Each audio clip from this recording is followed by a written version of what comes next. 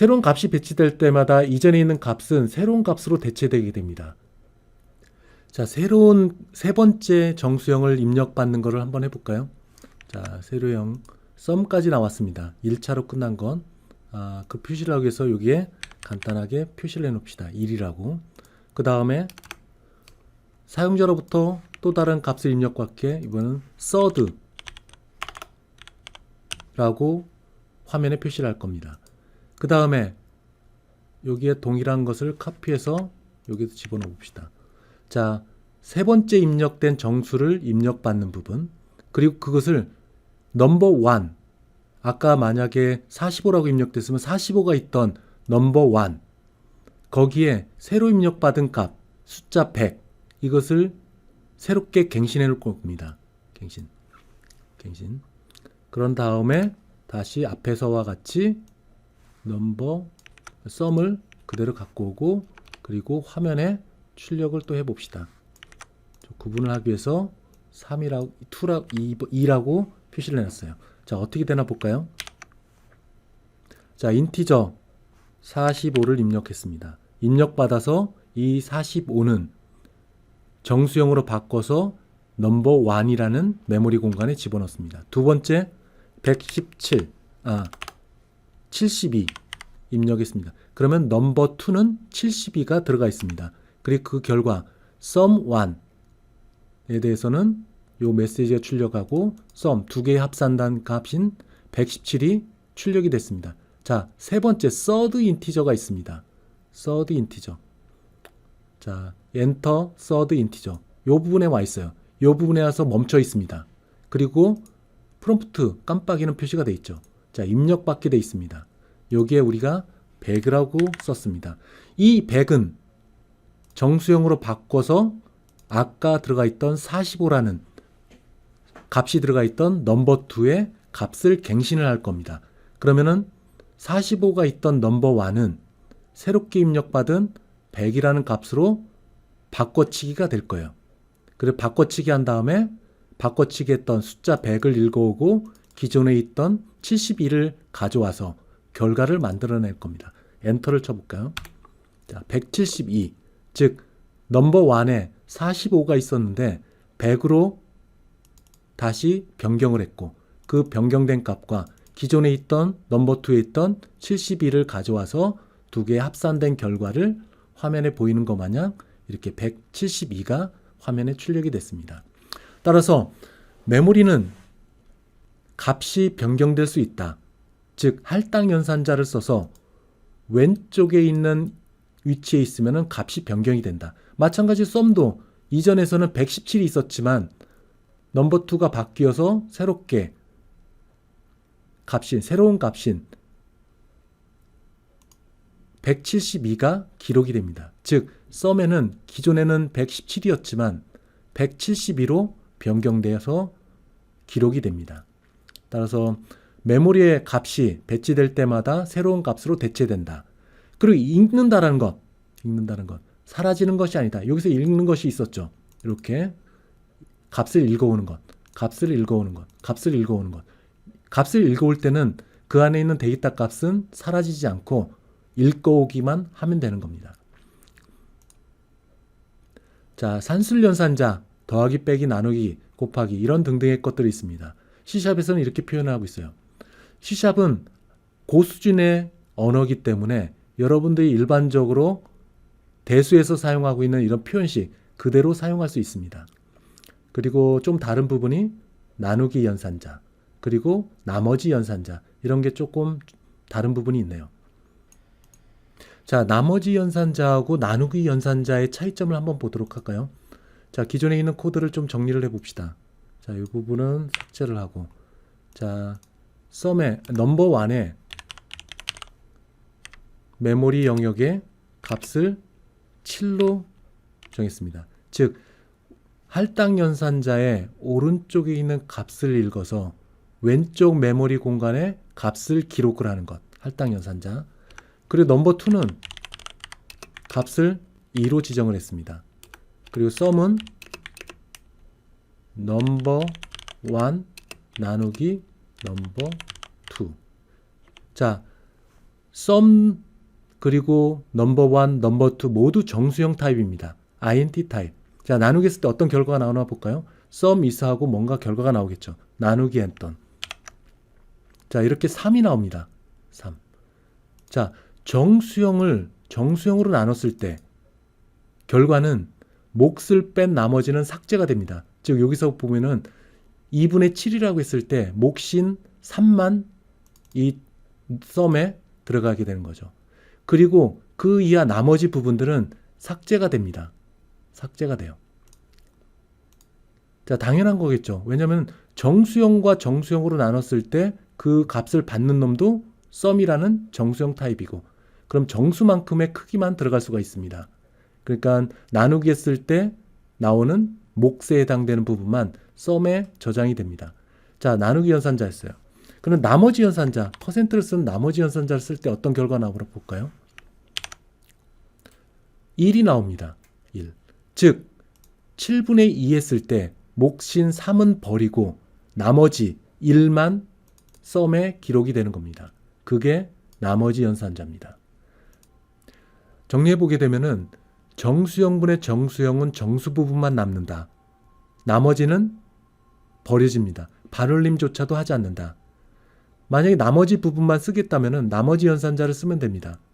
그러면은 몫에 해당되는 부분은 삭제가 되고 나머지 부분만 남기는 것. 이 나머지 연산자에서 하게 됩니다. 만약에 실수형으로 쓰고 싶다. 소수점이 있는 그럴 경우에는 플로트, 더블, 데시멀 이것을 쓰면 됩니다. 이거는 추후에 실습을 통해 갖고 오프라인 수업 시간에 좀 더 설명을 하도록 하겠습니다. 자, 이게 직선 형태의 산술 표현식. 이것은 쉽게 얘기해 갖고 이렇게 직선 형태로 표현된다. 직선 형태로 표현된다. 자, 일반적으로 이렇게 위아래로 표시되는 이런 형식이 아니라 이렇게 직선 형태로 표현이 된다. 라는 의미에서 이렇게 나왔습니다. 그래서 괄호도 쓸 수 있습니다. 여러분들이 일반적으로 대수에서 쓰는 그 표현 더하기 빼기 나누기 곱하기와 같이 괄호를 써갖고 그룹을 형성을 할 수가 있게 됩니다. 그러면 괄호에 있는 부분이 가장 먼저 계산이 되겠죠. 일반적으로 여러분들이 대수에서 표현하는 그런 것들을 모두 가져올 수 있습니다. 그렇지만 연산자 우선수칙이 있어요. 우선규칙. 여러분들이 일반적으로 알고 있는 것 마냥 곱하기 나누기가 더하기 빼기보다 연산 우선순위가 높게 평가가 되겠죠. 자, 이런 연산 우선수칙이 있습니다. 자, 여기 보게 되면은 곱하기, 나누기, 그리고 나머지 연산자 이것들이 더하기 빼기보다 연산 우선순위가 높게 됩니다. 연산 우선순위 높아. 자, 때에 따라서는 여러분들이 이 표현식을 좀 더 명확하기 위해서 괄호를 배치하라는 것을 허용하고 있습니다. 그러니까 괄호를 쓰게 되면은 연산 우선순위가 가장 높겠죠. 괄호에 있는 것부터 먼저 계산이 되어야 되기 때문에 그렇습니다. 그래서 괄호가 없을 경우에는 이런 것들이 더하기 빼기보다 연산 우선순위가 높다. 자, 연산하는 과정입니다. 연산 우선순위뿐만 아니라 결합 법칙이 있어요. 결합 법칙. 자, 더하기 빼기 나누기 곱하기와 같은 경우는 왼쪽부터 계산이 됩니다. 자, 곱하기 더하기 곱하기 더하기가 있을 경우에 곱하기에 해당되는 부분, 곱하기 중에서도 가장 왼편에 있는 것부터 계산이 됩니다. 그래서 2 곱하기 5가 먼저 수행돼서 그 10이라는 계산을 갖고 해당되는 위치에 값을 10으로 바꾼 다음에 다시 곱하기인 10 곱하기 5가 되고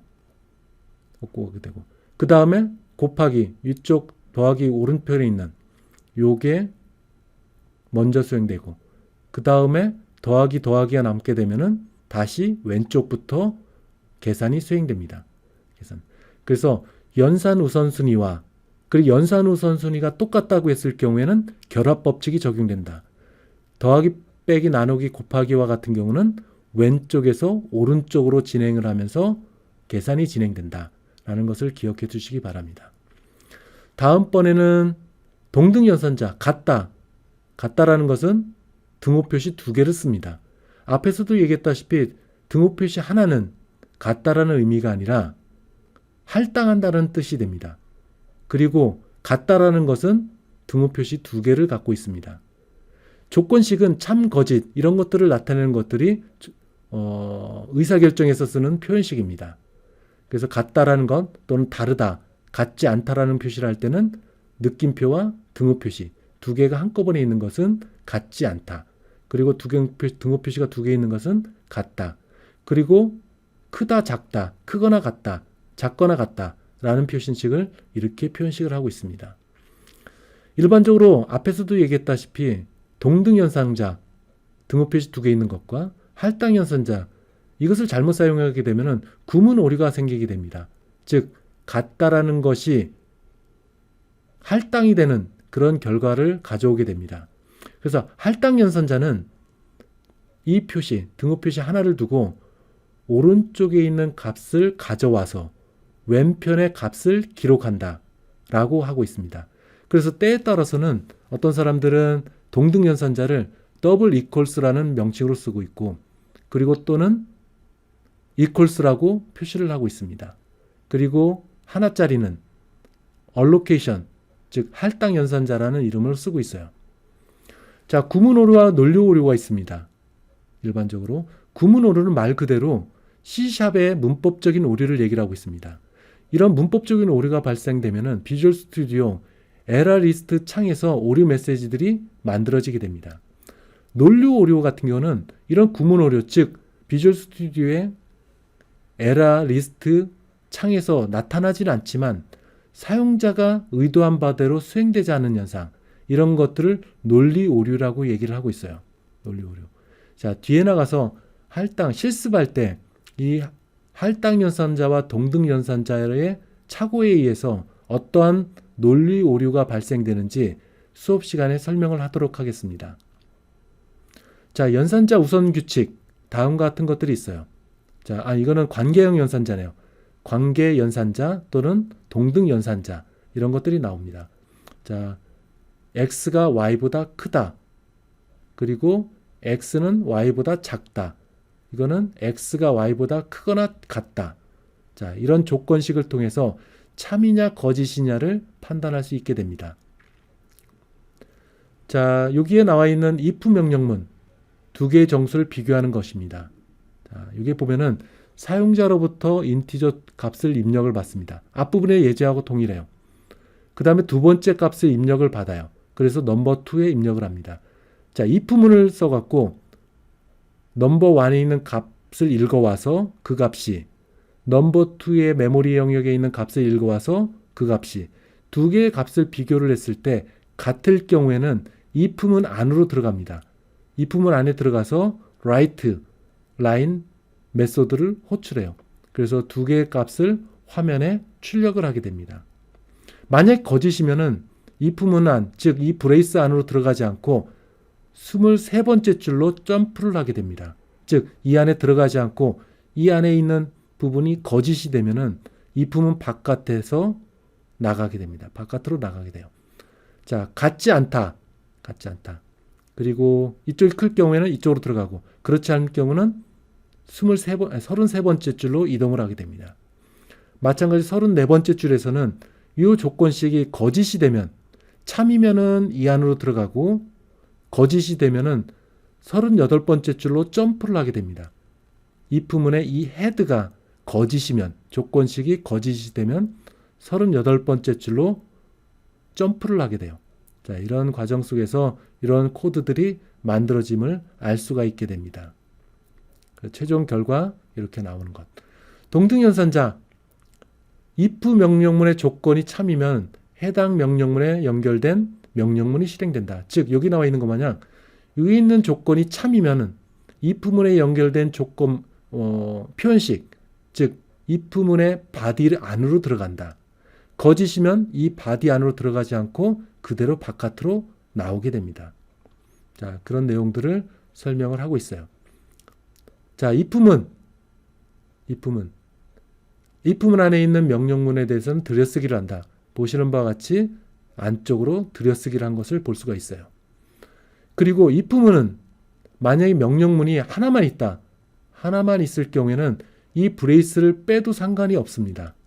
그렇지만 가독성을 높이기 위해서 비록 명령문이 한 개만 있다고 하더라도 이 브레이스를 삽입해 놓는 것이 프로그래머가 읽기 좀 편리하게 돼 있습니다.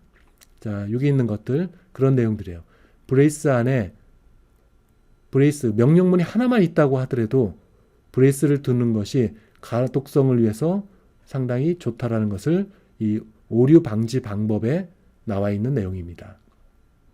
자, 일반적인 프로그램 오류에 대해서 여기 나와 있습니다.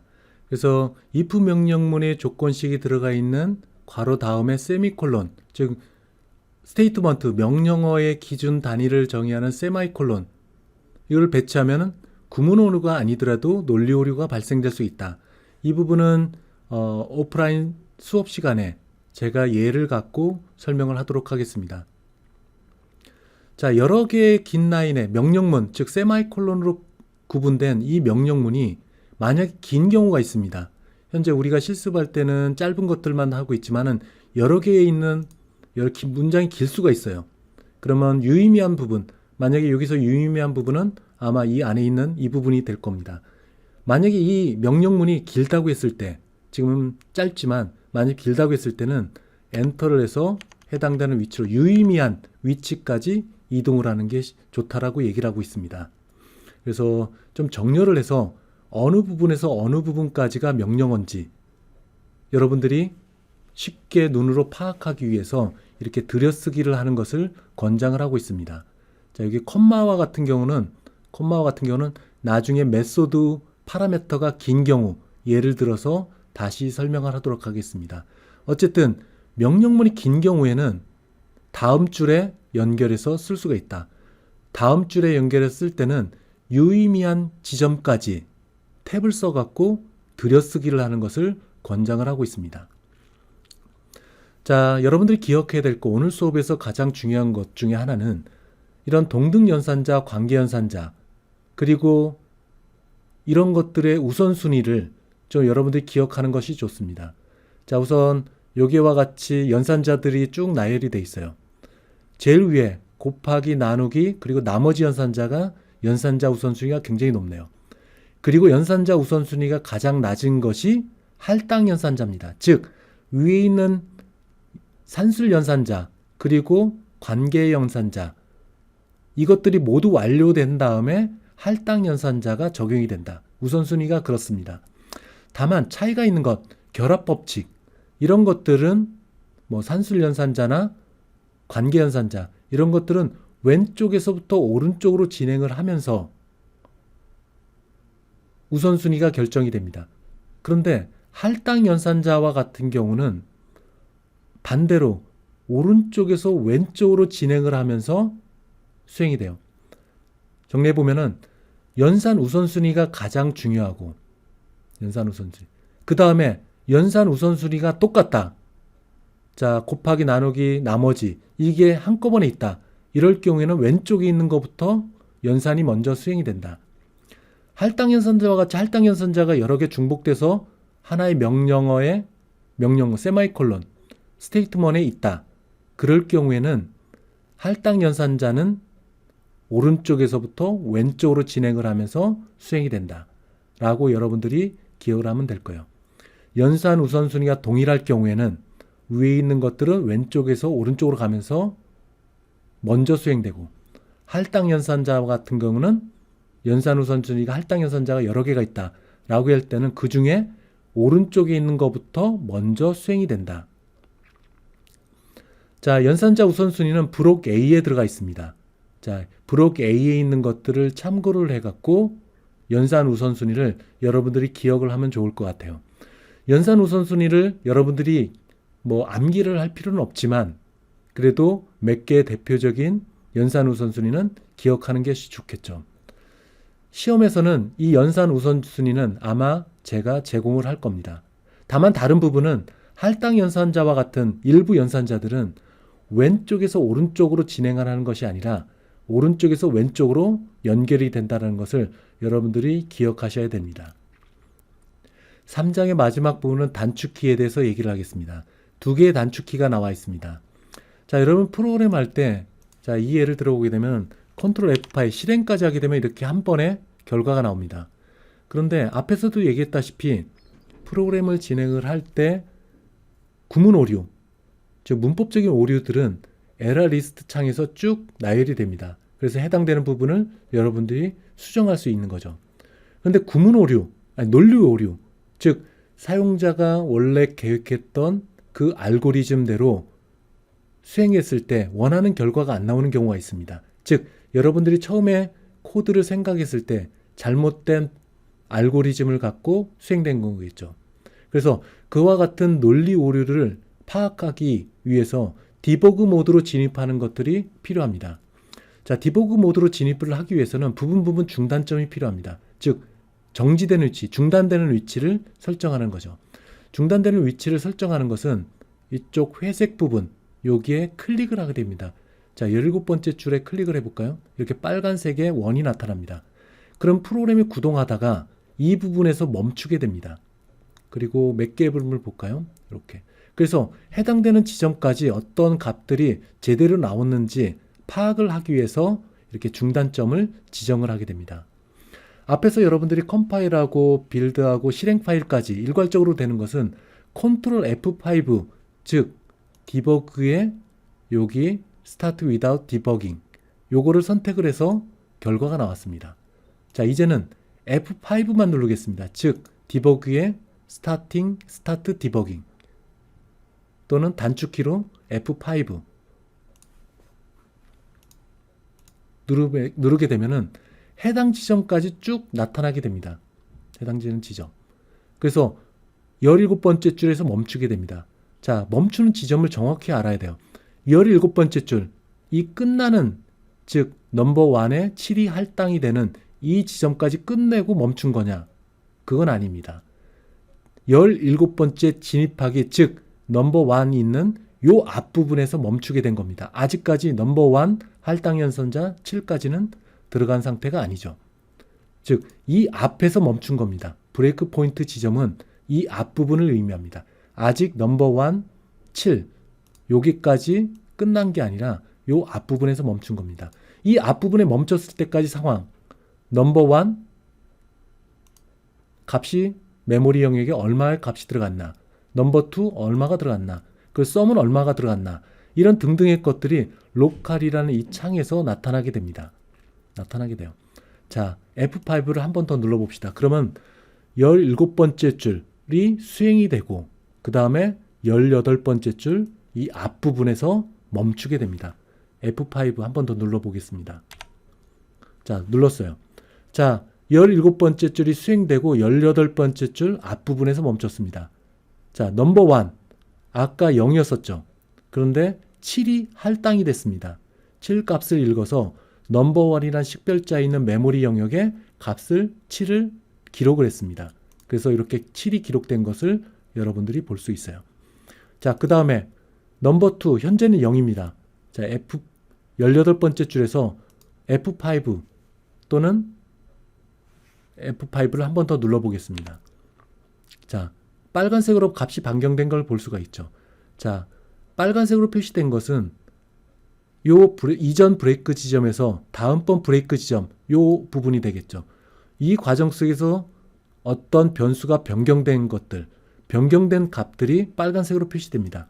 그러니까 7이나 0은 변경되지 않고 넘버 2만 변경이 됐습니다. 그리고 한 번 더 F5를 눌러볼까요? 자, 눌러보면 썸이라는 것도 이전에 0이었지만 1로 바뀌어져 있습니다. 나머지 연산자를 썼기 때문에 나머지에 해당되는 부분만 썸에 기록이 됐어요. 그리고 마지막 부분, 그러면 프로그램은 종료가 됩니다. 자, 여러분들이 문법적인 오류, 즉 구문 오류는 해결했지만 수행 과정에서 뭔가 결과가 의도한 바대로 나오지 않았다. 또는 버그가 생겨서 실행 파일이 안 만들어진다. 실행 파일은 만들어졌지만 실행 중에 중단이 됐다. 즉 앱이 강제 종료가 됐다. 그럴 경우에는 이렇게 브레이크 포인트 지점을 둔 다음에 하나씩 따라가면서, 즉 F5를 눌러가면서 변화된 값, 이런 것들이 어떻게 되었는지 눈으로 보면서 원하는 결과가 나왔는지 이런 것들을 확인할 수 있습니다. 여러분들이 기억해야 될 것은 브레이크 포인트 지점, 17번째 줄에 브레이크 포인트를 지정을 했다. 그럴 경우에 이 브레이크는 이 앞부분에서 브레이크 됐다는 의미입니다. 뒤에, 즉, 요 부분이 수행된 이후에 브레이크 된 것이 아니다라는 것. 이런 것들을 여러분들 기억해 주시기 바랍니다. 오늘 강의는 여기서 마치겠습니다.